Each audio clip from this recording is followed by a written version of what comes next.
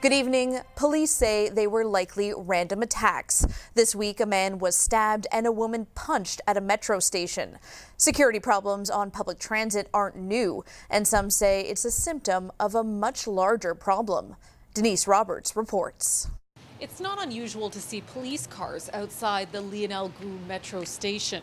But lately, there have been even more troubling incidents of violence. 4 teenagers were arrested Friday after a 35-year-old homeless man was stabbed in what investigators believe was a random attack.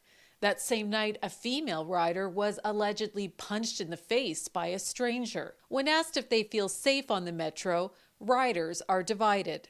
I just feel like there's odd things happening at night. In the day, it's fine, though. I really have no worries. Asking people if you feel safe on the metro. Yeah, for me, I'm a man, so yeah, I'm safe, but for the woman, it's a little complicated. So I feel safe because I lived in the States previously, so compared to the environment there, here it's much safer. The city condemned the attacks, saying that no one should fear for their safety when taking public transit, and that they've recently implemented a new intervention model. That includes police and social workers patrolling metro stations with the goal of preventing violence before it happens. Sam Watts of the Welcome Hall mission says this approach only goes so far.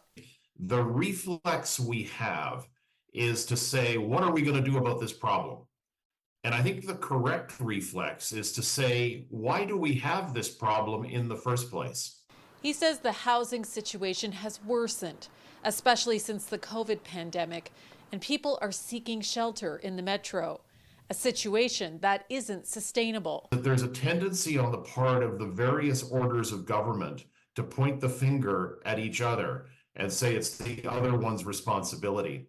And I think what we're going to need to do is understand that this isn't the other person's problem, that this is everyone's problem, and that includes all of us. An approach this rider can get on board with.